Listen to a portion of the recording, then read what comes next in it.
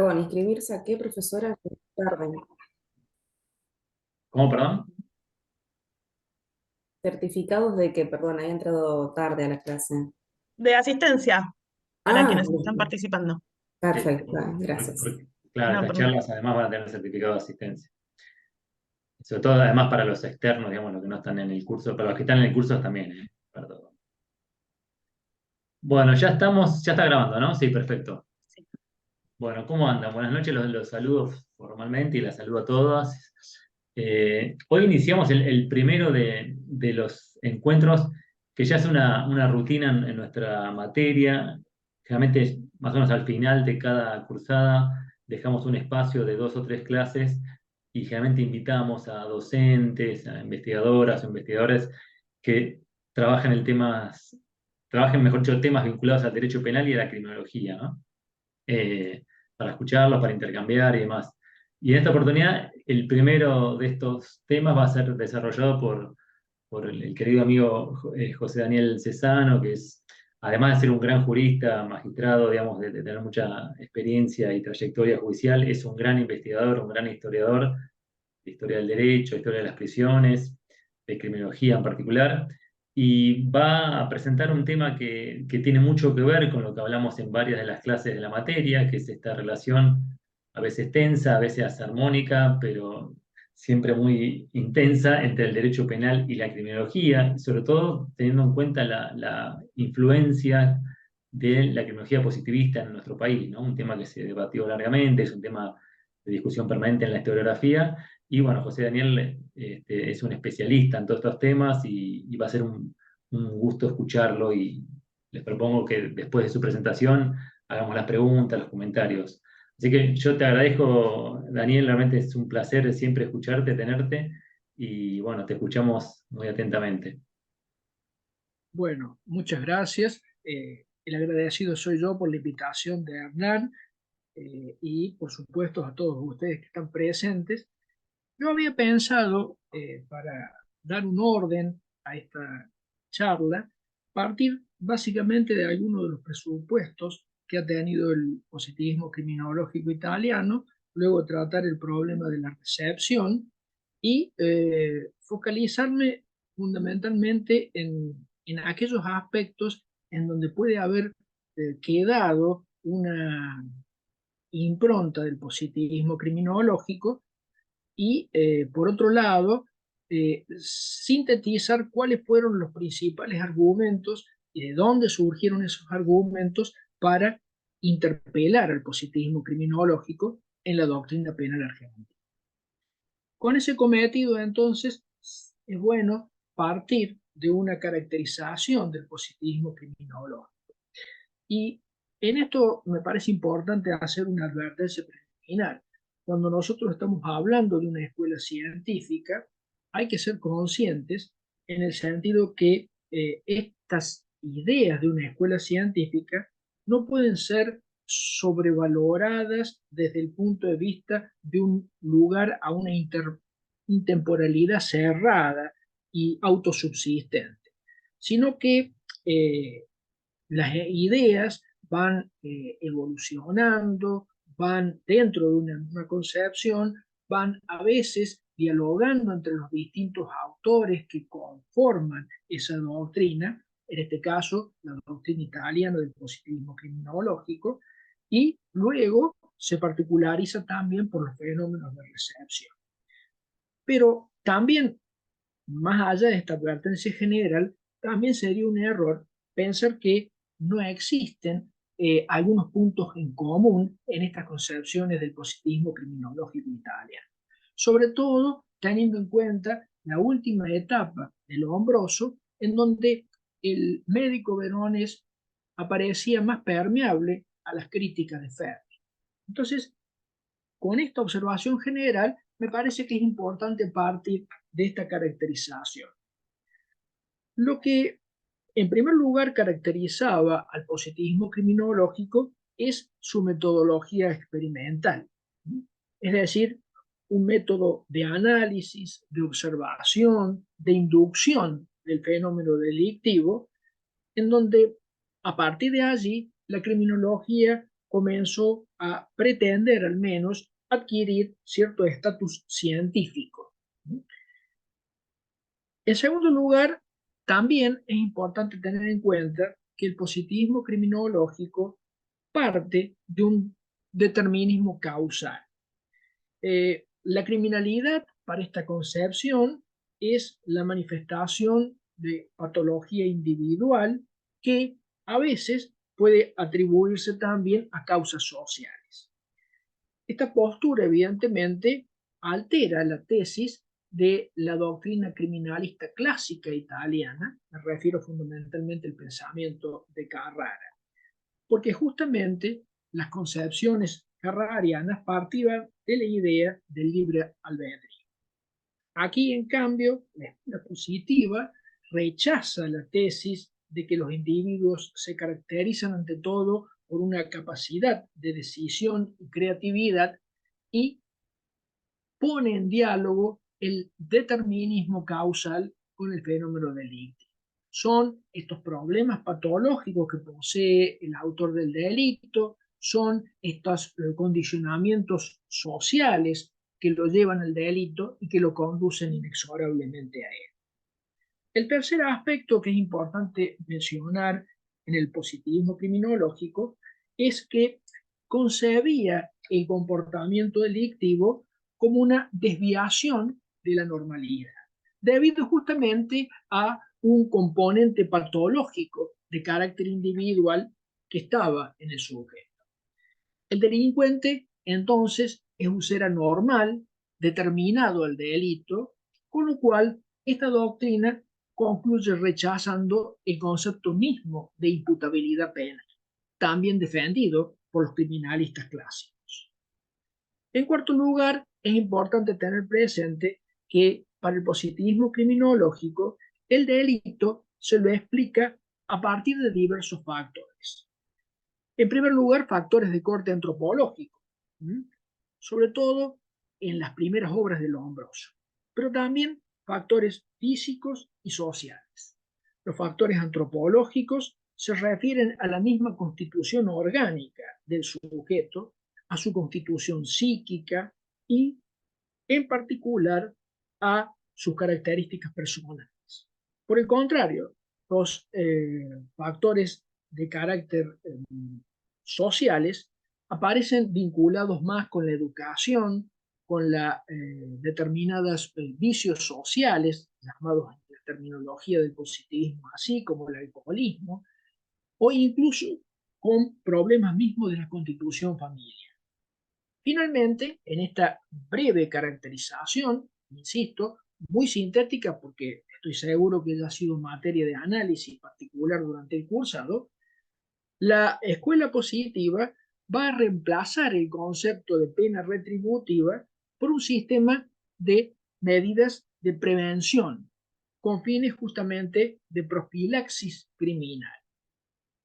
Estas medidas de protección son proporcionadas no a la gravedad del delito, sino a la peligrosidad del sujeto.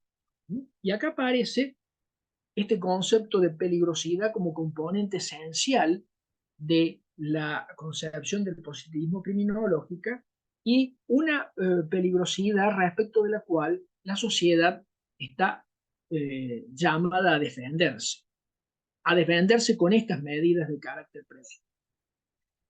Dicho en forma sintética, estos son los principales pilares en los cuales se va a sentar la escuela positiva. Ahora, esta escuela positiva, que tiene su desarrollo fundamentalmente en Italia, pero que también con matices va a encontrar también un desarrollo en distintos países de Europa, como es Francia, con particularidades, fundamentalmente particularidades de corte sociológico, en donde se va a interpelar mucho la concepción del primer Lombroso, también aparecen receptadas en Latinoamérica.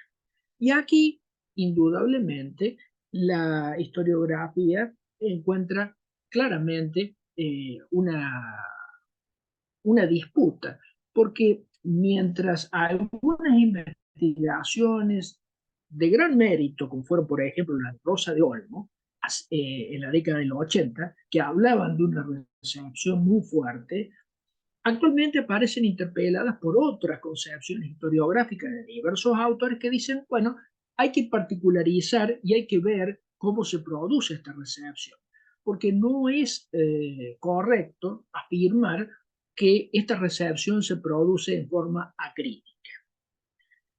Lo importante para tener en cuenta en este proceso de recepción es que este comienza en Argentina, sobre todo en Buenos Aires, a fines desde el siglo XIX. Y allí encontramos claramente dos focos en Buenos Aires de difusión de estas ideas. Por un lado, la cátedra de Derecho Penal en la Universidad de Buenos Aires, desde la asunción en 1887 de Norberto Piña. Y por otro lado, la Sociedad de Antropología Jurídica, que también fue fundada en Buenos Aires el 18 de febrero de 1888 y que aparece como una de las primeras sociedades científicas del mundo dedicada al estudio del derecho. Pero aún así, y pese al poco de estas dos instituciones que claramente adherían a los postulados del ideario positivista, creo que es incorrecto sostener que el positivismo fue aceptado acríticamente en nuestro país. Y esto ya lo advirtió muy bien un profesor, un querido profesor de la Universidad de Buenos Aires, que es Abelardo Levalli. Abelardo Levalli hablaba de dos fases en este proceso de recepción en Argentina. Un primer momento en donde la antropología criminal italiana fue acogida sin grandes cuestionamientos. Y esto se ve particularmente en las obras de Luis María Drago, por ejemplo, Los hombres de presa, en donde el autor acepta casi en bloque las consideraciones de los hombres.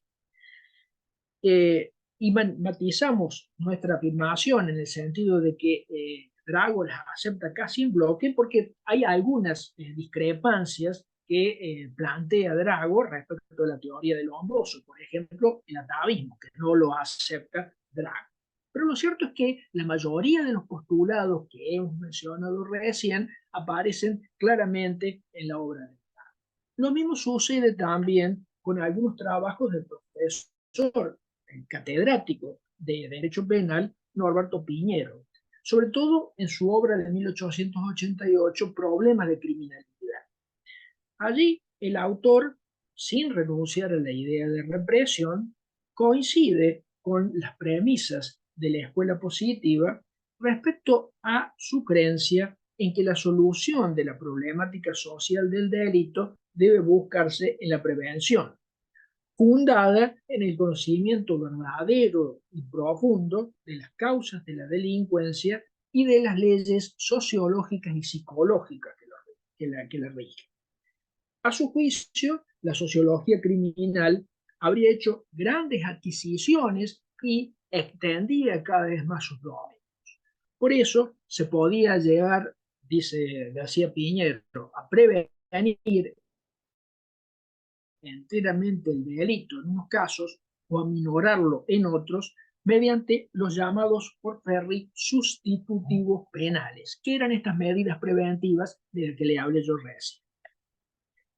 Ya a inicios del siglo XX, en el giro del siglo, sin abandonar el núcleo del positivismo, ya José Ingenieros, médico italiano que se había radicado en Argentina, se había doctorado en medicina hacia la década de 1905 y que sin duda estaba apareciendo como una figura dentro del ámbito criminológico muy fuerte, comienza a establecer algunos matices, pero siempre respetando los núcleos del positivismo criminológico. Y este matiz importante es el de que en las explicaciones de ingenieros, juntamente a las causas biológicas y a las causas sociales, aparece un importante componente que es la psicopatología del delito. Esto es un aspecto fundamental que incluso lo va a enfatizar mucho Ingenieros en 1905, en ese Congreso Internacional que se celebró en Roma y en donde incluso va a debatir la cuestión con Lombroso.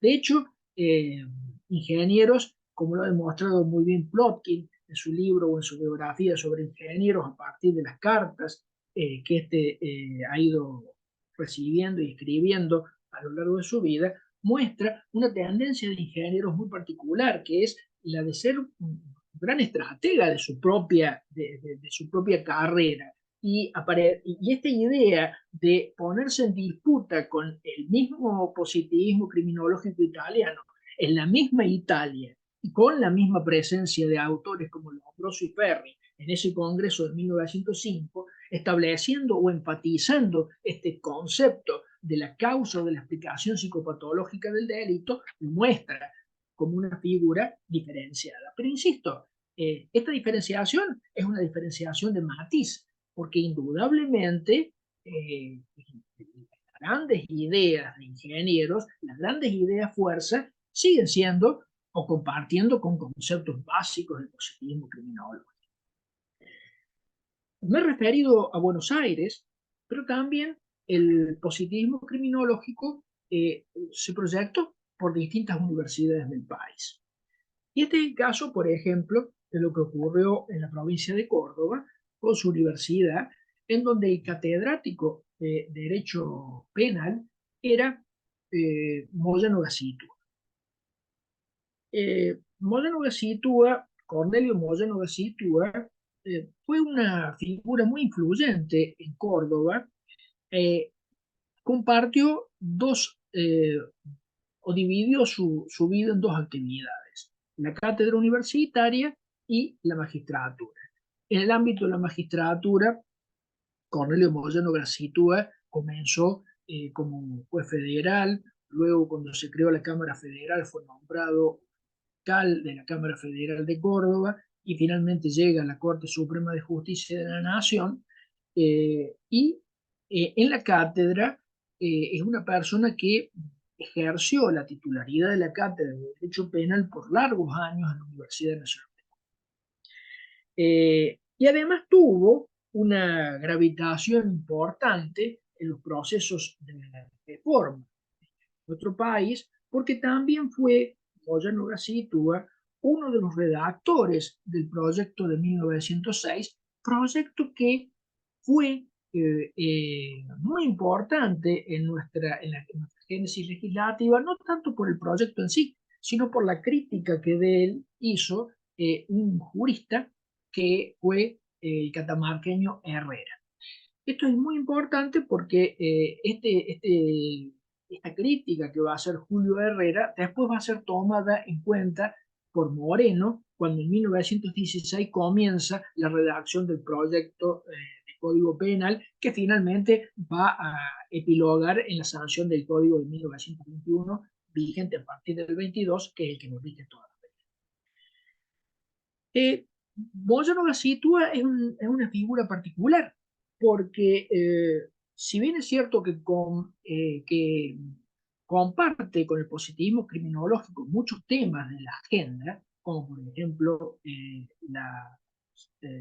problema de la inmigración y lo que significaba la inmigración para el delito, en esto yéndose para todo lo que son los aspectos de la causalidad social de la delincuencia, en otros aspectos se va a mostrar muy crítico, sobre todo a las concepciones lombrosianas. Por una parte, hay un ataque frontal a lo que es la teoría del atavismo, la cual la desecha directamente. Y por otro lado, y esto es quizá lo más importante, hay una crítica importante en Moyano Gacitúa hacia el corazón mismo que tiene el positivismo criminológico. Esta idea del determinismo. Moyano Gacitúa va a cuestionar esta concepción muy firme del determinismo que en general va a ser un punto que une tanto a Garofalo, a Ferri como a Lombroso y en general a todos los autores italianos que hacia esa época estaban escribiendo sobre eso. Y esto se nota justamente en la obra de Moya Nogashita. Es decir, Moya Nogashita en este punto es una de las personas que va a rechazar.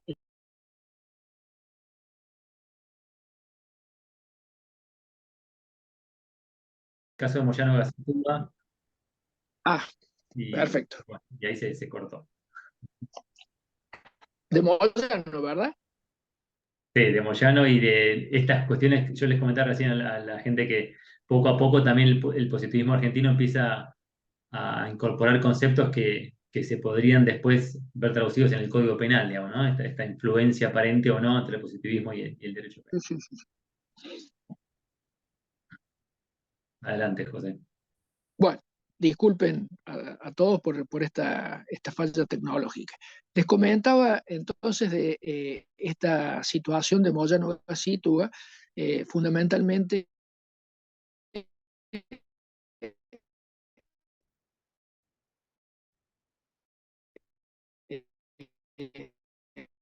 a través de la lectura de algunos pasajes propias del determinismo, sosteniendo Moyano Gacitúa la concepción de la imputabilidad penal y fundamentalmente esta idea de que el sujeto que delinquía debía ser considerada una persona sana, o tenía que ser una persona consciente de sus actos, de manera tal de que descartaba estas concepciones propias del positivismo criminológico italiano.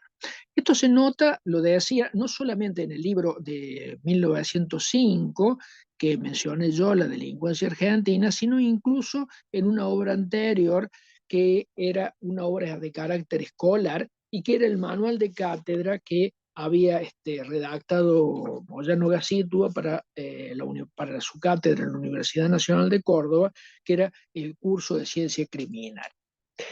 Entonces, ya aparece claramente que aún en autores que normalmente son considerados como positivistas criminológicos o como partidarios de la concepción del positivismo criminológico, esto no era tan así. Es decir, había sí temas de agenda común, había sí, sobre todo en Moyano Gacitúa, esto se nota en su obra La delincuencia argentina de 1905,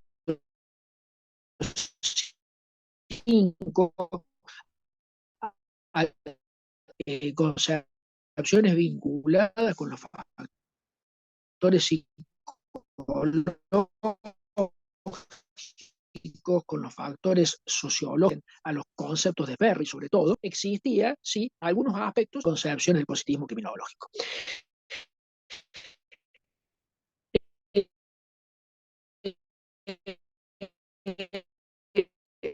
Se escucha un poquito cortado, José Daniel, ¿no? Capaz que tenés mala señal.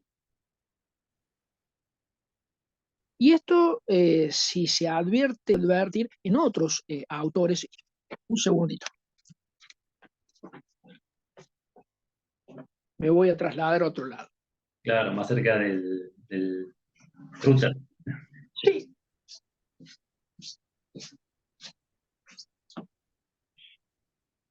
Ahí está.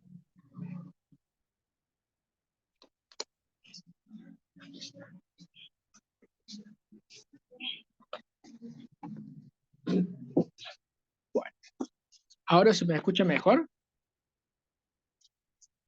Sí, perfecto. Bueno, esperemos. Acá estoy justo al lado del router, así que no hay ninguna posibilidad de que ya no.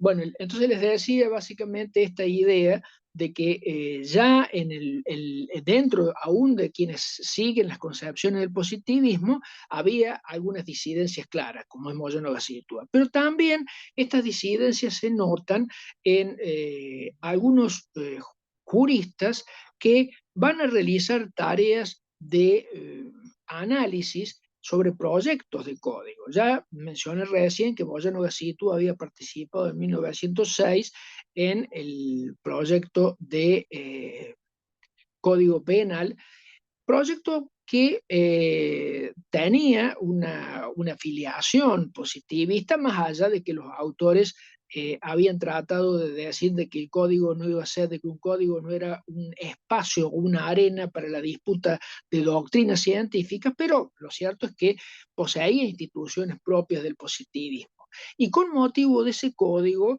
un jurista catamarqueño, Herrera, realizó una de las tareas, uno de los análisis más interesantes vinculados con ese texto, que se llama la reforma penal.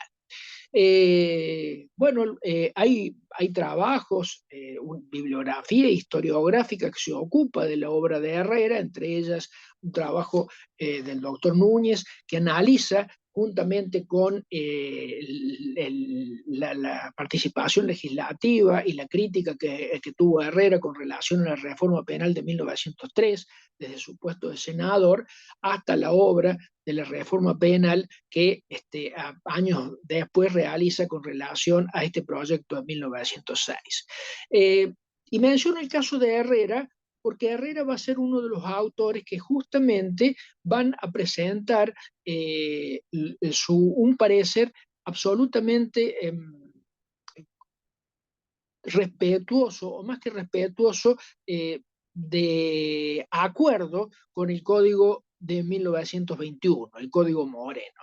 Es decir, el Código Moreno, si bien tuvo detractores en algunos positivistas, lo cierto es que Julio Herrera va a ser una de las personas que realice una de las más encendidas defensas de ese texto legal.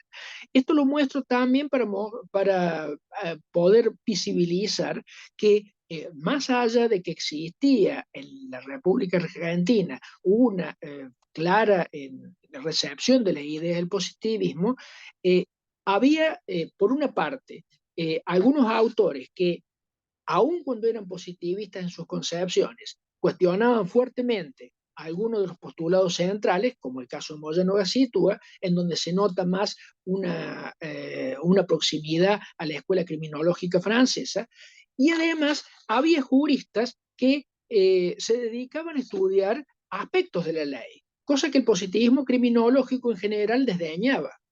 Entonces, estos aspectos que se notan en Herrera también van a ser importantes desde ese punto de vista. Y en ese clima es en donde se produce el proceso de análisis y más que de análisis, de concreción del Código Penal argentino, a través de Rodolfo Moreno. Rodolfo Moreno era un parlamentario bonaerense que reunía dos condiciones muy importantes. Por un lado, era un político muy audaz y muy astuto, muy sagaz, que conocía no solamente la política desde el punto de vista de lo partidario, sino que se había transformado en un lúcido espectador científico de lo que era la política, ¿no?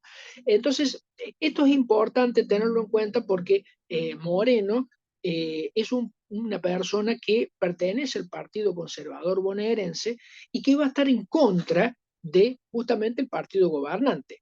Recuérdese que en ese momento, cuando comienza el proceso de elaboración del Código Penal argentino, lo cual demora varios años, pero aparece a partir de 1916, en ese momento ya estaba Irigoyen en el poder y era el radicalismo la figura que estaba en el escenario político central.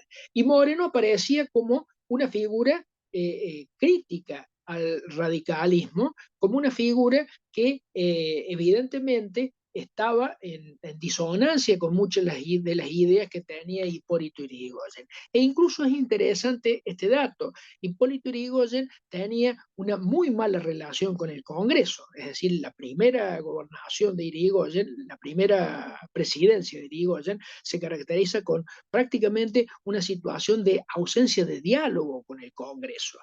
Y pese a eso, y pese a ser un diputado conservador, Moreno tuvo la astucia suficiente para no solamente ponerse al hombro un proceso de reforma, un proceso de codificación verdadera argentina, sino que además de ello lo hizo desde la oposición. Un dato significativo muestra por qué esta figura de Rodolfo Moreno es importante. Y el segundo aspecto de la personalidad de Rodolfo Moreno está dada justamente por su formación universitaria. Moreno fue profesor de la Universidad de Buenos Aires y profesor también en la Universidad de La Plata. No solamente de Derecho Penal, sino que también lo fue de Derecho Comparado. En ese momento era profesor en La Plata de Derecho Civil Comparado. Y esto le dio a Moreno un gran conocimiento de la legislación extranjera. Y evidentemente es este aspecto, conocer el derecho penal y por otro lado, conocer la legislación extranjera, lo habilitaba para realizar una tarea de la magnitud que él mismo encaró y realizó. Ahora, este código, que finalmente que comienza su proceso de elaboración allá por el año 1916 y que finalmente va a ser sancionado en 1921, ya cuando Moreno no era más parlamentario, lo cierto es que tuvo, tuvo su génesis en una comisión conformada por 5 miembros y que el propio Moreno designó. Recuérdese que en ese momento la vicepresidencia de la Cámara era ejercida por un conservador. O sea, la Cámara de Senadores era ejercida por un, perdón, la presidencia de la Cámara de Senadores era elegido por un senador conservador.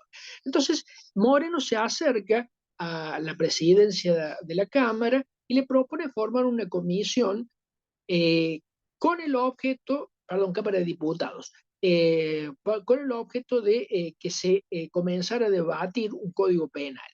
¿Y qué hace Moreno? Moreno advierte la existencia de distintos proyectos que estaban sobre materia penal en la Cámara de Diputados. Y él lo que hace es decir, bueno, acá está instalado un problema de modificar el código. Vamos a hacer una comisión, y le propone el presidente de la Cámara de Diputados, vamos a hacer una comisión especial a los efectos de que se analice y que se trabaje sobre un código penal. En ese entonces, el código penal vigente era el de 1886, código que tenía una inmensa cantidad de críticas por parte de la doctrina y por parte incluso de los tribunales. Entonces, advirtiendo la falencia del Código de 1886, Moreno toma el proyecto de 1906 y le envía una serie de cuestionarios a magistrados primero y luego a profesores universitarios con una encuesta sobre distintos puntos que consideraba centrales para que se trabajase sobre el proyecto de 1906. Y sobre ese proyecto es que finalmente la comisión que él preside y que también integraban algunos juristas socialistas, como de Tomaso, por ejemplo, o algunos juristas radicales, como era el caso de los dos otros miembros que integraban la comisión, y un jurista y un médico, perdón, de carácter perteneciente al Partido Conservador de Córdoba, que era del Barco, comienza el tratamiento del proyecto de 1906 con las modificaciones que el mismo Moreno le había efectuado.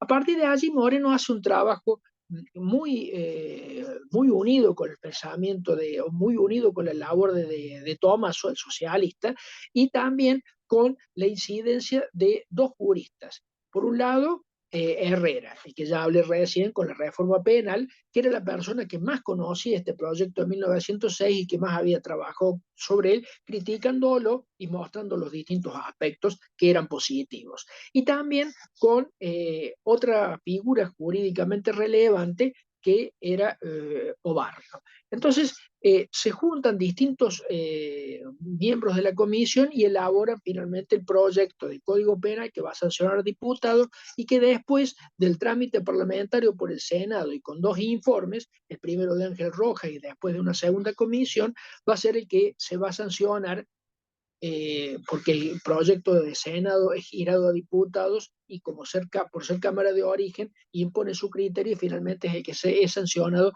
como el Código de 1921. Me he detenido en este trámite parlamentario por una cosa que me parece importante. Esta figura de Moreno tiene una relevancia particular porque lo que trató de hacer Moreno es evitar que el Código Penal se transformase en una cuestión de escuelas.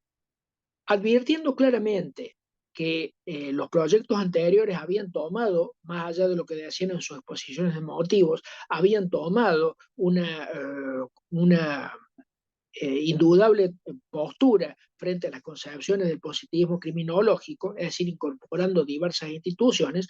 Moreno trata de hacer un código que no parezca permeado por las ideas del positivismo criminológico. Y esto es una tarea importante en un clima cultural en donde el positivismo criminológico en la cátedra era muy fuerte, sobre todo en Buenos Aires, en la Universidad de Buenos Aires e incluso en la Universidad de La Plata, ya entonces, por entonces, que se había fundado esa otra casa de estudios, e incluso en Córdoba, porque Moyano Gacitúa, hacia 1905, abandona la cátedra cordobesa y se traslada a Buenos Aires, en donde ocupa el cargo en la corte y en donde finalmente, tras un breve paso como interventor en la provincia de San Juan, se va a retirar prácticamente del ámbito jurídico para fallecer en Córdoba. Y en Córdoba, la sucesión de la cátedra de Moyano Gacitúa va a ser efectuada por Julio Rodríguez de la Torre, un abogado que, a diferencia de Moyano Gacitúa, va a ir hacia un positivismo más marcado, a un positivismo criminológico más marcado. Si Moyano Gacitúa había cuestionado algunos aspectos claramente del positivismo, como era el atavismo, como era el determinismo, las concepciones de Julio Rodríguez de la Torre fueron más hacia un positivismo a lo Ferri. Y estas ideas de Moyano Gacitúa van a ser continuadas luego por otro jurista de origen italiano, pero que en realidad se radicó, se nacionalizó en Córdoba e hizo su carrera en la Universidad Nacional de Córdoba, que fue Pablo María Conde, también que va a caracterizar a la cátedra cordobesa durante prácticamente 30 o 40 años con un positivismo ferriano. Es decir, en un clima de ideas en donde en La Plata estaban los positivistas, en donde en la Universidad de Buenos Aires era fuerte la presencia del positivismo, y en la Universidad de Córdoba, en donde con Julio Rodríguez de la Torre era también fuerte el positivismo criminológico, Moreno, poniéndose al amparo de estas concepciones teóricas, realiza una labor, un código que no recepta el positivismo criminológico, que no lo va a receptar el positivismo criminológico. Y digo que no lo va a receptar porque, más allá de algunas influencias que hay, por ejemplo, en orden a la graduación de la pena, del artículo 41 del Código Penal, o vinculadas con el delito imposible, que aparece en el artículo 44 del Código Penal, lo cierto es que la concepción de Moreno respecto del delito es una concepción más bien clásica,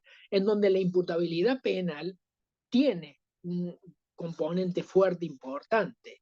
Y esto es muy significativo porque cuando estructura el artículo 34 del Código Penal, el artículo que prácticamente ha permanecido inalterado desde la sanción del Código Penal hasta el día de hoy, establece claramente un componente de los distintos elementos del delito en donde la imputabilidad es central. Entonces, Moreno realiza una obra clásica frente a un clima de ideas marcadamente hostil hacia esa concepción vinculada con el derecho penal. Por eso, Eugenio Raúl Zaffaroni ha dicho con razón que Moreno salvó al código del positivismo criminológico, porque en realidad con la labor de él y con la labor de Herrera, fundamentalmente, lograron un código de características clásicas en donde el concepto de imputabilidad y el concepto de culpabilidad, que rechazaba el positivismo criminológico en sus vertientes más radicales, aparecía claramente definido en la propia ley. Y esto es muy significativo, y de hecho los más conspicuos representantes del positivismo criminológico, que todavía estaban en la cátedra de Buenos Aires, por ejemplo, criticaron fuertemente al Código Penal que recientemente se había sancionado, es decir, el Código de Moreno. Y una de estas críticas es la del propio Juan P. Ramos.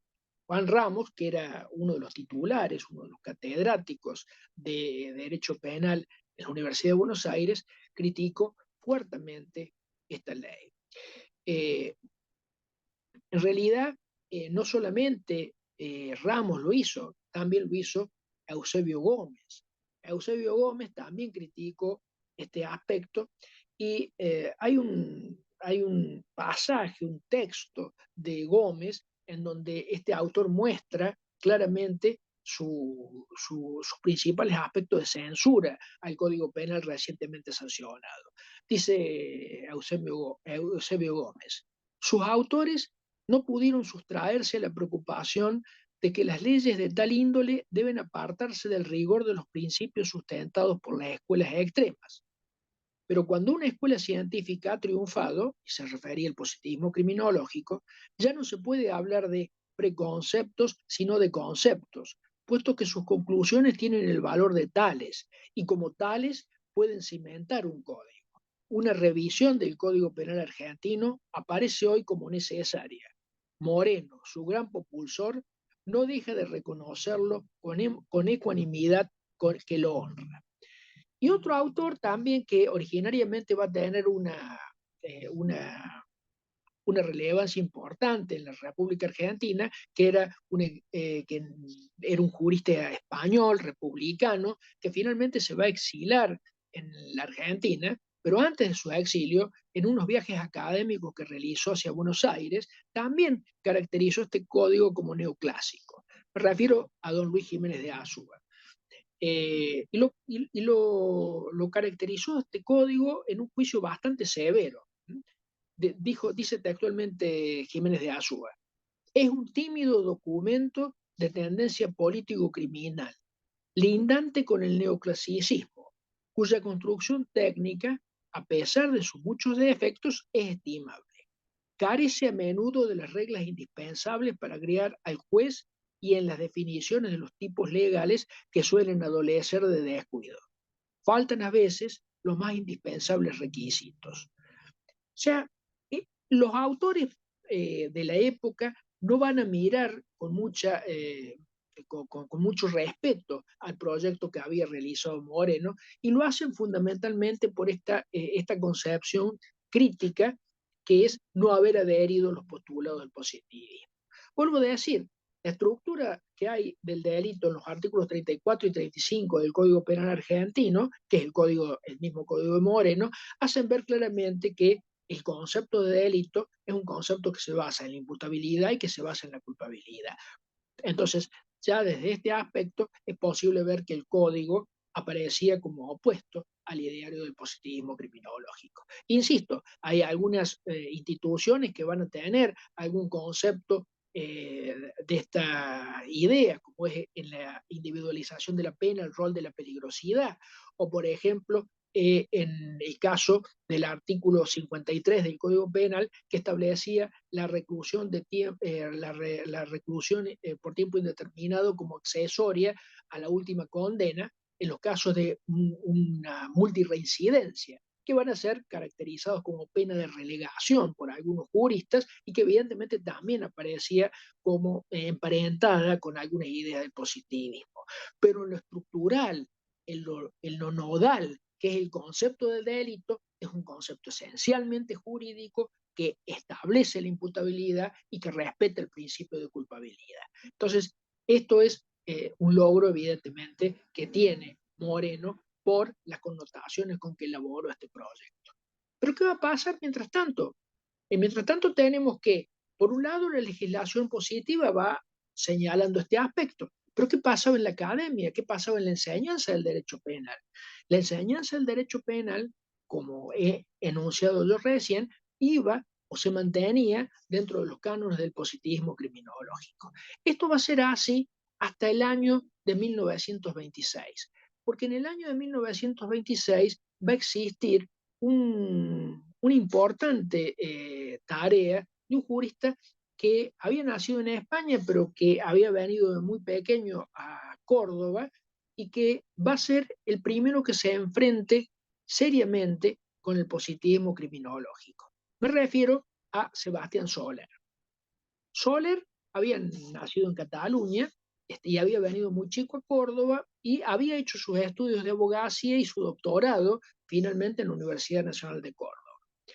Soler había escuchado a Jiménez de Azúa en un viaje académico que realizó y en un curso que dictó en 1925 en Córdoba, y en donde ya Jiménez de Azúa, si bien en sus orígenes era un positivista, de hecho su tesis era sobre la pena indeterminada, pero el propio Jiménez de Azúa había comenzado, era una persona sumamente amplia y había pensado nutrirse con las lecturas ya de autores alemanes, como fundamentalmente von Liszt, que evidentemente tenían una perspectiva epistemológica distinta con relación a la ciencia penal, en donde se volvía un poco a los conceptos jurídicos. Entonces, en un clima intelectual como el de Córdoba, en donde sus catedráticos eran positivistas criminológicos, si se quiere, ingenuos, que seguían la concepción de Ferri, en donde los libros de estudio de los programas eran esencialmente los libros del positivismo criminológico, comienza a cuestionar fuertemente al positivismo. ¿Y qué es lo que va a cuestionar esencialmente Soler en sus primeros trabajos? Va a cuestionar el concepto de peligrosidad, especialmente el concepto de peligrosidad predelictual, que era uno de los postulados propios también del positivismo criminológico italiano y que los autores positivistas defendían. Entonces, en ese clima de ideas, en donde había una prevalencia del positivismo criminológico, en donde la cátedra universitaria de Córdoba estaba titularizada ni más ni menos con Pablo Mariconde, que era un positivista convencido y que va a defender las concepciones del positivismo hasta entrada la década de 1940, Soler aparece en forma solitaria señalando y criticando fuertemente al concepto de peligrosidad. Y lo hace en un trabajo que fue una tesis profesoral, o lo presentó para un concurso profesoral, justamente para el concurso para la cátedra de Derecho Penal, que perdió con el Mariconde, con Pablo Mariconde, que se llama Crítica al Estado Peligroso. Este libro lo va a publicar primero en 1926, luego va a hacer una segunda edición que se va a publicar en Buenos Aires y que lo va a dedicar a Luis Jiménez de Azúa. Y así aparece claramente por primera vez en la Argentina un posicionamiento doctrinario sólido, fuerte, en contra del positivismo, desde el punto de vista académico. Entonces, tenemos un código que establece un concepto jurídico del delito, en donde tiene su rol la imputabilidad y la culpabilidad como elementos claves, y comienza a establecerse los primeros, hacia la década del 20, mediados y fines de la década del 20, con Soler, un cuestionamiento hacia las concepciones de la teoría del positivismo criminológico, especialmente el concepto de peligrosidad. Pero la labor de Soler no fue únicamente esa, sino que Soler realizó un segundo aporte muy importante para el derecho penal, y que fue la primera exposición dogmática que se va a hacer en nuestro país, que es su obra El Derecho Penal Argentino, cuyos dos primeros volúmenes de parte general aparecen en 1940, publicado por la Universidad Nacional de Córdoba. Esto es un dato significativo, porque en ese momento, en 1940, en Córdoba, todavía reinaban las concepciones del positivismo criminológico. Seguía el propio Mariconde hablando del pensamiento de Ferri. Y si uno analiza la figura de Mariconde, es una figura que hasta entrada de la década del 40 va a seguir defendiendo el ideario positivista. Y si bien es cierto que en Buenos Aires ya las cátedras habían cambiado y ya no era la misma concepción del positivismo criminológico duro que hay hacia el giro de siglo y hacia las dos primeras décadas del siglo XX, también había autores como por ejemplo Silva Riestra, que seguían defendiendo las concepciones del positivismo. En ese medio cultural hace la aparición el derecho penal argentino de Soler. Una obra que muestra a un autor preocupado centralmente en un aspecto, el análisis de la ley. Porque esto es importante decirlo. Como consecuencia de las ideas del positivismo criminológico, el estudio de la ley penal, es decir, primero del Código de 1886 y luego del Código recientemente sancionado de 1921, aparecía como incidental. ¿Por qué? Porque toda la discusión que se daba en las cátedras de derecho penal giraban en relación a una suerte de sociología criminal a lo Ferri, en donde la explicación jurídica del delito era totalmente marginal y en donde las obras jurídicas o se limitaban a hacer exégesis o directamente, es decir, o se limitaban a hacer una cuestión de diccionario en cuanto a las palabras de la ley, o simplemente se limitaban a dejarla de lado la ley y analizar la cuestión de la criminalidad desde la perspectiva sociológica, especialmente con las concepciones de Ferri. Es decir, en ese momento aparece la obra de Soler poniendo como prevalencia el estudio de la ley. Lo que va a señalar Soler es esto. A la ley se la puede criticar, pero una disposición de la ley vale más que cualquier otra teoría. Quien quiera hacer política criminal lo puede hacer. Quien quiera hacer análisis desde otras perspectivas, como históricas o filosóficas del derecho, también lo puede hacer. Pero cuando se trata de la ley, hay que analizar el texto legal, hay que ser respetuoso de ese texto y hay que analizar la ley con los métodos y las perspectivas propias de la ciencia jurídica y no de una sociología criminal como pretendía Ferri.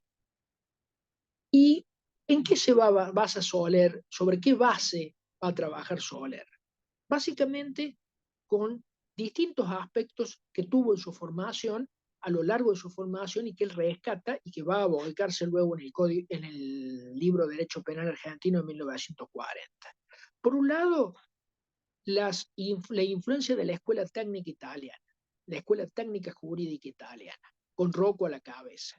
Esta idea de que el derecho debe ser analizado con métodos jurídicos, no como una disciplina sociológica, sino con elementos jurídicos. Por ser el delito un concepto jurídico, deben establecerse métodos de análisis jurídico. En segundo lugar, además de esta concepción de la escuela técnica jurídica, una vuelta al pensamiento de Carrara. Esto no es casual. Soler va a realizar una de las traducciones más interesantes que se ha hecho de la obra de Carrara, el programa de derecho criminal, y lo va a hacer juntamente con dos autores también cordobeses, Ricardo Núñez y Ernesto Gavier, quienes eran generacionalmente más jóvenes que Soler. Núñez apenas 8 o 9 años, Gavier, por el contrario, era mucho más joven que ellos, y va a realizar una traducción muy pulcra del programa de Carrara. Y Soler es una persona que va a brevar permanentemente en el pensamiento carrariano, pensamiento que, recordemos, se basa en que el concepto de delito es un concepto esencialmente jurídico, es un concepto que debe nutrirse como ente jurídico que es el delito de métodos propios de la ciencia jurídica y no de las ciencias sociales. Y el tercer elemento que va a nutrir también a Sebastián Soler es la dogmática alemana, que por entonces ya comenzaba a vislumbrarse primero a partir de la obra de von List, que va a ser un positivismo jurídico, y luego fundamentalmente de la obra de Ernest Belling, especialmente la obra El delito tipo, que va a traducir al castellano justamente Sebastián Soler.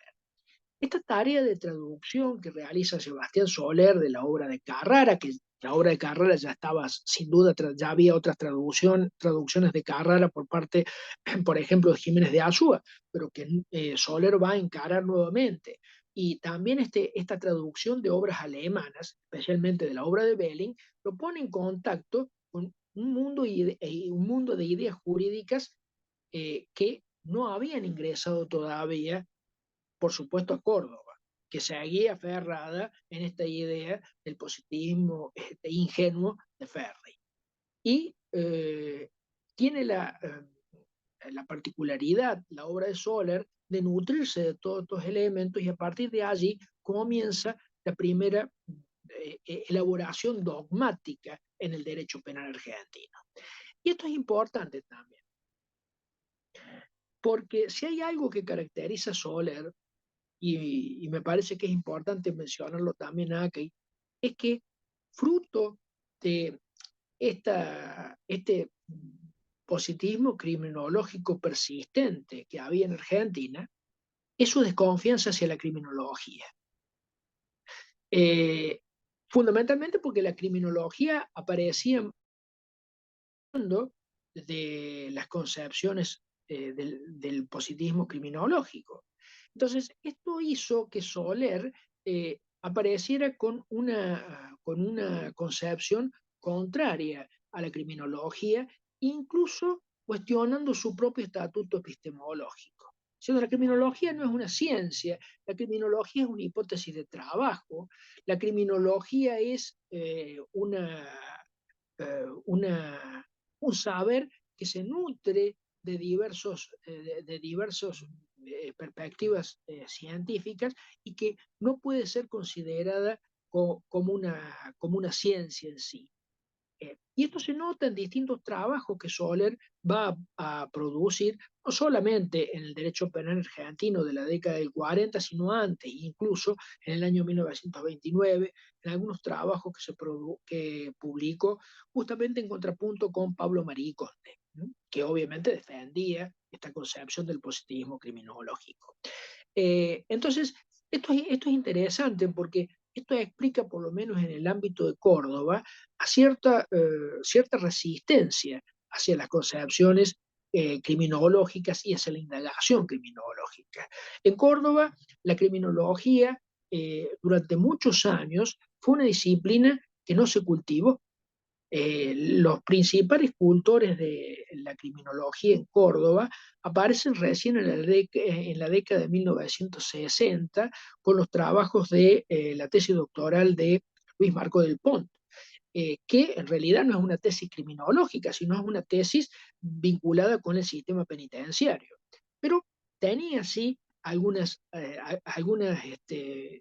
vinculaciones, o utilizaba algunos conceptos propios de la criminología en su análisis, o incorporaba ciertos conceptos de la criminología en su análisis. Y posteriormente va también a desarrollarse hacia la década del 70 con los trabajos de una psicóloga que es Hilda Marchiori, y que va a introducir dentro de Córdoba fuertemente las concepciones de la criminología clínica.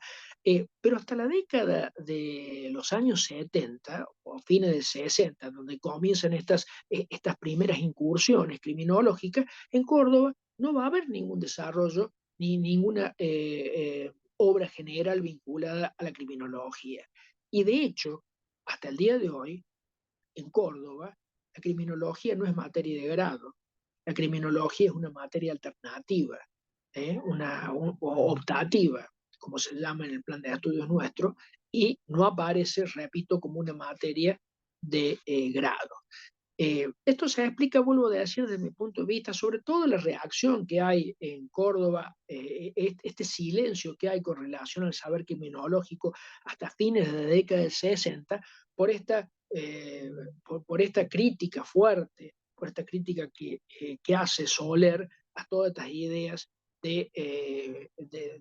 o esta desconfianza de Soler, en el sentido de que el saber propio del positivismo criminológico, que diluye el derecho penal en explicaciones sociológicas, debía ser dejado de lado. Entonces esto hace generar una fuerte resistencia hacia la criminología, que recién comienza a cuestionarse hacia fines de la década del 60, con estos autores que he mencionado.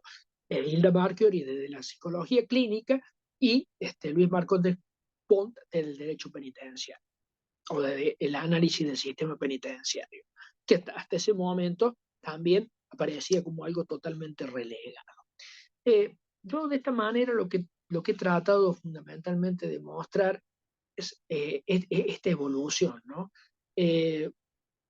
Por un lado, estas ideas del positivismo criminológico, cómo fueron receptadas en la Argentina. Una recepción que en un primer tiempo, sobre todo con las obras de Drago, aparece como una recepción bastante fuerte del positivismo criminológico. Luego, como en distintos focos culturales se empieza ya a cuestionar, aun cuando se pertenezca en cuanto a la agenda científica, al método empleado y a determinadas componentes temáticos de derecho penal, hay una adhesión del positivismo criminológico, comienza a advertirse algunos cuestionamientos puntuales hacia determinados postulados, como es fundamentalmente el determinismo, a través de la obra de Marie Conde. Y ya en el año 1921-1922, con el proceso del Código, en un clima francamente favorable, en un clima universitario, en un clima académico francamente favorable hacia las concepciones del positivismo, aparece un código que se vincula más con las ideas del delito como un concepto esencialmente jurídico, en donde aparecen como centrales las ideas de imputabilidad y culpabilidad. He tratado de mostrar también cómo, a pesar de este código que tiene esas características y que va a ser criticado por los autores del positivismo criminológico, fundamentalmente de Buenos Aires, persiste en algunas universidades como la de Córdoba una fuerte adhesión a estos postulados, y recién después de la sanción del código en 1926, con los trabajos de Soler y fundamentalmente a partir de 1940 con el derecho penal argentino del Soler, ahí aparece sí una fuerte oposición y un modelo alternativo en lo que hace al análisis desde el punto de vista académico del derecho penal. El derecho penal comienza o vuelve nuevamente a ser un concepto que se vincula con lo jurídico, con sus métodos y con su análisis dogmático de la ley. Y también es importante señalar que en los primeros tiempos de la aparición de este derecho penal argentino de Soler, la obra no tuvo una gran repercusión entre todos los autores. Al comienzo, la recepción que se hizo del trabajo de Soler fue bastante fría.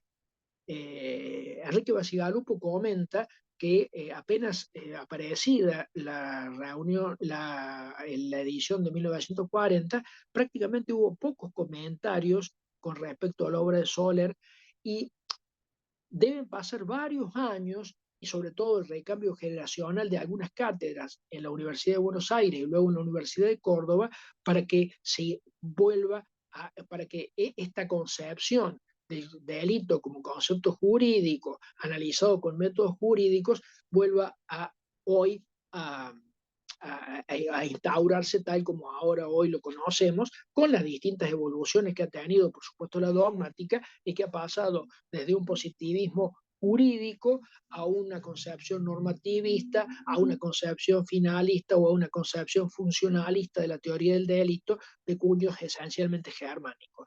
Pero para llegar a este punto tenemos que partir de ese posicionamiento que hizo Soler en 1940. Por eso es uno de los hitos que hay en este aspecto. Y para cerrar un poco la idea, me parece también importante algo que es lo siguiente. Si bien actualmente las ideas del positivismo criminológico no tienen obviamente ya ningún tipo de análisis dentro de la comunidad científica, en el ámbito del derecho penal claramente estamos en concepciones propias del funcionalismo a partir de una teoría jurídica fundamentalmente de cuño alemán, hay un aspecto en donde el positivismo tiene alguna incidencia todavía, y es el mundo penitenciario. ¿Y por qué digo esto? Porque el positivismo criminológico, cuando se recepta en la Argentina, hemos visto la vuelta de tuerca que le da José Ingenieros acá al introducir las causales psicopatológicas como modo de explicación del delito.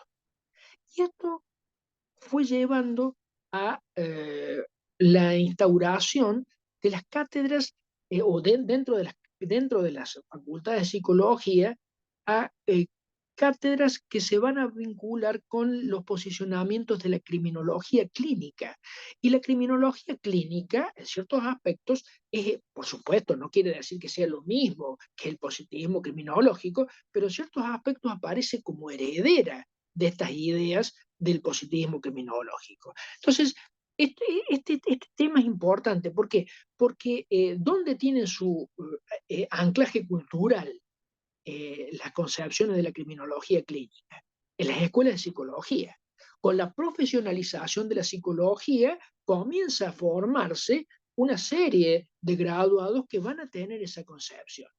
Y hay cuidado, porque ahí aparecen filtrándose estos conceptos propios de, vuelvo a decir, no del positivismo criminológico en su versión pura, sino como un ayornamiento del positivismo criminológico y como persistiendo en algunos temas, sobre todo en algunos temas de disposiciones reglamentarias, de disposiciones que se vinculan con conceptos relativos a la personalidad del sujeto, a cambios en la personalidad del sujeto, que van a ser fruto propiamente de estas ideas. Y en ese aspecto, en ese mundillo penitenciario, aún puede decirse que hay algunos núcleos que pueden reconocer su vinculación con estas concepciones del positivismo. Repito, sin que esto signifique decir que la criminología clínica es lo mismo que el positivismo criminológico, porque eso es una simplificación grosera. Pero sí hay ciertos vínculos que surgen, sobre todo con las concepciones de ingenieros y que pueden verse en la continuidad luego con la formación de las cátedras de psicología en las distintas universidades nacionales, la profesionalización de la psicología y justamente esta idea de que el profesional penitenciario es un personal técnico penitenciario, es un personal que se recluta dentro de las mismas escuelas de psicología. Entonces, esta concepción es importante porque ahí sí hay algunos nexos importantes. Pienso, por ejemplo, en 1950, en la década del 50, en donde se recibe acá, por ejemplo, a Di Tullio. Benigno Di Tullio es un representante de la criminología clínica. Entonces, Hernán ha trabajado mucho el tema de esta presencia de Di Tullio. Bueno, y se lo recepta Di Tullio.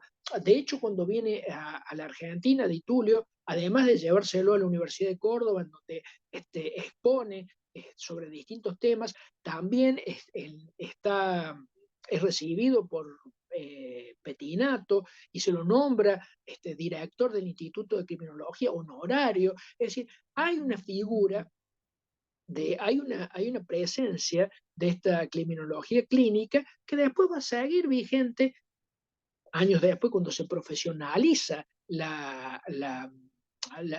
saber psicológico y se forman las distintas universidades en este saber psicológico que se va a aplicar después a las prisiones. Es decir, hay una traspolación de este saber psicológico que va a ser una suerte de saberes de Estado, porque van a meterse dentro del mundo penitenciario y van a incidir también en estos aspectos, ¿no?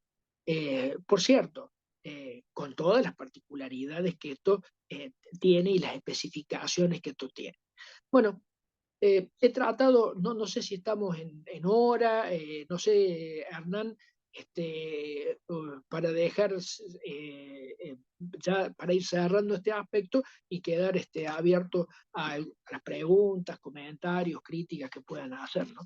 Vale, perfecto. Bueno, muchas gracias, José Daniel. La verdad que trabajo titánico el tuyo porque además tuviste que abarcar y resumir un periodo histórico muy largo y lo hiciste de manera muy exhaustiva y enciclopedista, aparte nombrando autores claves. Así que te agradezco mucho.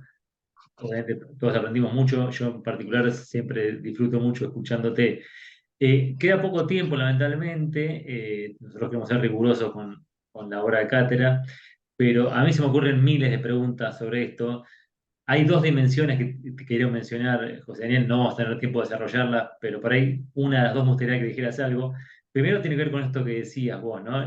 Sobre todo la etapa, si digamos, más influyente, el positivismo, las primeras décadas del siglo XX y demás, cómo tiene una influencia notable en el ámbito académico, cómo la influencia después penetra en el ámbito carcelario, y cómo en el ámbito penal esa influencia no se ve plasmada de la misma manera.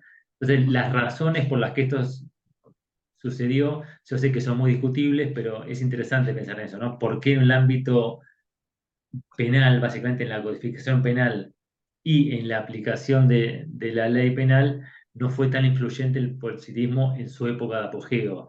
Y la segunda dimensión tiene que ver con esto, y sobre eso sí, por ahí me gustaría preguntarte tu opinión personal.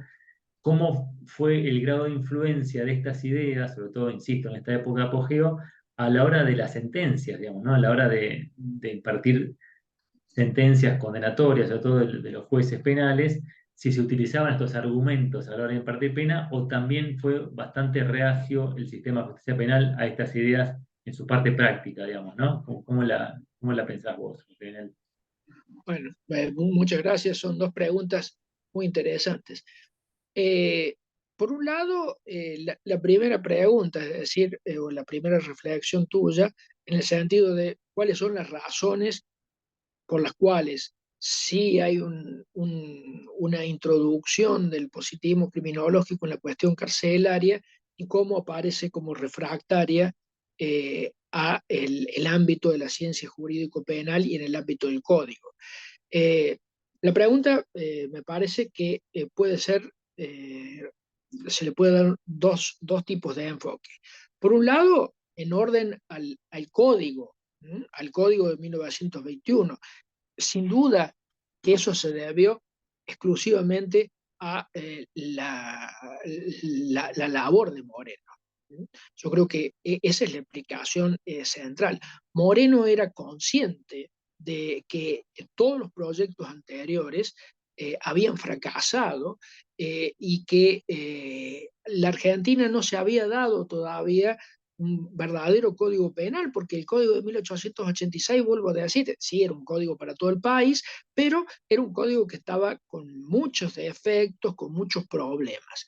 Entonces, y ahí aparece un poco este carácter pragmático que tenía Moreno, ¿no? Acá vamos a hacer un código sin escuelas, pero verdaderamente sin escuelas. Vamos a hacer un código en donde el delito o en donde los conceptos de la ley sean conceptos centralmente respetuosos de las concepciones clásicas, es decir, de eliminar toda esta o expurgar en la mayor medida de lo posible los elementos de carácter doctrinario. Entonces, creo que es una opción de Moreno que yo creo que fundamentalmente en esto también tuvo una incidencia importante Herrera, ¿no? Porque Herrera tuvo justamente una relación muy fluida con el propio Moreno. Y eran dos personas que justamente que se caracterizaban por esto, es decir, eran personas que eran muy respetuosas de los textos legales, eran muy respetuosas de estos conceptos jurídicos, del respeto de estos conceptos jurídicos por sobre las concepciones sociológicas que es la que tenían en ese lugar, en ese momento desarrollo. Y en cuanto a por qué, no, por qué el modelo no caló en la ciencia jurídica, me refiero a la teoría del delito o en las doctrinas vinculadas con el delito, y sí se filtró hacia lo penitenciario, hacia lo carcelario, me parece que también allí es importante ver cómo el modelo de Soler comienza a consolidarse. Esto es un dato importante, porque Yo estudio particularmente el tema con relación a la provincia de Córdoba. Eh, la obra de Soler nace en Córdoba, pero nace en Córdoba en donde todavía hay un positivismo criminológico fuerte. Sin embargo, en la misma cátedra comienzan a aparecer personas que siguen el pensamiento de Soler y forman su propio grupo. ¿Mm? Y este grupo comienza a elaborar obras de carácter dogmático, fundamentalmente Ricardo Núñez. Ricardo Núñez comienza a elaborar análisis sobre, por ejemplo, los elementos subjetivos del delito, ¿m? Los componentes subjetivos del delito, comienza a elaborar incluso traducciones de obras jurídicas alemanas, por ejemplo, la obra La antijuridicidad, el concepto de antijuridicidad de Heinitz, que se va a realizar en la década, lo va a traducción que va a ser en el año 40, o por ejemplo, a valorizar obras como las de Mancini, eh, un autor que claramente pertenecía a la escuela técnica jurídica, más allá de las, digamos, de los últimos tramos de Mancini, en donde Mancini se vuelve fascista, y en donde hay ya en algunas obras, en algunos trabajos de la parte especial del Tratado de Mancini, hay algunos aspectos que realmente son claramente fascistas y que el mismo Núñez va a decir. Pero hay un método claramente en Mancini, sobre todo en la parte general, en el análisis de la parte general, que es un método propio de la Escuela Técnica Jurídica. Es decir, estos autores, y no nos olvidemos que Núñez y Gavier van a hacer las anotaciones españolas, las anotaciones con derecho argentino, a la obra justamente de Mancini se va a traducir en la década del 40. Sentis Melendo hace la traducción y justamente esta labor de anotación al derecho penal argentino la van a hacer Núñez y Gavier. Entonces, comienza a haber una escuela, comienza ya a haber una escuela. Y esta escuela comienza también a dialogar con Buenos Aires. Piensen ustedes, además, que Soler va a estar en Córdoba hasta la década, va a estar vinculado con Córdoba, con la Universidad de Córdoba, hasta la década del 30.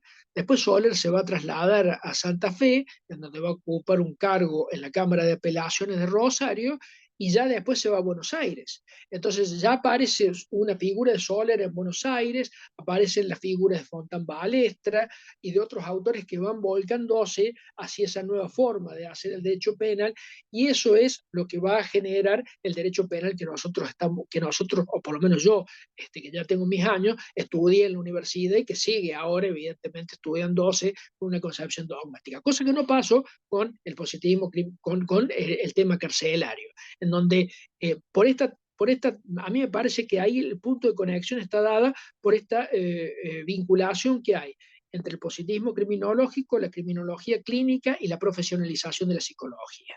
Y eso se traduce también en la formación de los profesionales técnicos en prisión. Y la segunda pregunta, si se volcó o no el positivismo criminológico en la jurisprudencia, es un tema que merece un estudio muy particular y muy específico. Yo he realizado, en lo que hace a Cornelio Moyano Gacitúa, un análisis vinculado con su labor como juez en la Corte Suprema de Justicia, en los fallos penales dictados como juez en la Corte Suprema de Justicia. Y honestamente no advierto una clara vinculación de las concepciones del positivismo criminológico en esos fallos. Pero vuelvo a decir, el estudio, la investigación que hice yo es muy puntual y abarca únicamente a una figura, y en realidad es una tarea que debe realizarse con mucha más profundidad, me parece, y que recién allí podríamos tener una concepción más clara. La percepción que yo tengo sobre la base de revisión bibliográfica, algunos trabajos de la Corte Caballero, por ejemplo, que ha analizado el tema, me parece que tampoco hay una presencia muy fuerte en la doctrina judicial de las concepciones del positivismo criminológico. Pero bueno, me parece que es una cosa que habría que analizarlo con una investigación de a muy largo plazo, sobre todo, y en los distintos ámbitos, en los distintos ámbitos en donde existe un foco cultural muy importante, como es, por ejemplo, en La Plata, Buenos Aires y Córdoba, y durante un periodo prolongado. Yo me he acotado únicamente a esa figura de Moyano, la sitúa, y no encontré eso, no encontré una, una influencia tan grande en la doctrina judicial. La Corte Caballero opina lo mismo, con algunos estudios vinculados al respecto, pero me parece que esto requiere una investigación realmente más exhaustiva, ¿no? En ese punto. Bien, perfecto. Muchas gracias, José Daniel. Bueno, dejamos la inquietud, tal vez tenemos algún alumno interesado en Es el una tema. linda Puede tesis. estudiar. Una linda tesis, Es ¿no? una linda tesis. Es Tal una cual. muy linda tesis. Una muy linda tesis. José Daniel, no queremos quitarte tiempo. Bueno, hay mucha gente también que está cursando otras materias, así que se está yendo. Yo les pido disculpas porque yo monopolicé las preguntas, pero me comprometo, si hay alguna duda puntual o comentario, a trasladártelo después por mail. Le pido a la gente que los haga por el chat o por un mail. Y sí, ya te tomo el compromiso por ahí si hacemos unas nuevas charlas el año que viene de tenerte entre nosotros. Va a Realmente muy ser un gusto. Va a ser un gusto, muy agradecido nuevamente a todos, a vos y a todos los presentes. Así que para mí ha sido un gusto, y cualquier duda, ya vos tienes mi mail, y cualquiera me puede hacer llegar la inquietud, así que con mucho gusto, o de materiales o de cualquier cosa a disposición. ¿Mm? Y nuevamente muchas gracias. Ha sido para mí un No, enorme gusto. ¿Mm? muchísimas gracias a vos, Bueno, Daniel. Un abrazo grande, muchas gracias. un abrazo grande, ¿eh? Hasta luego. Hasta luego.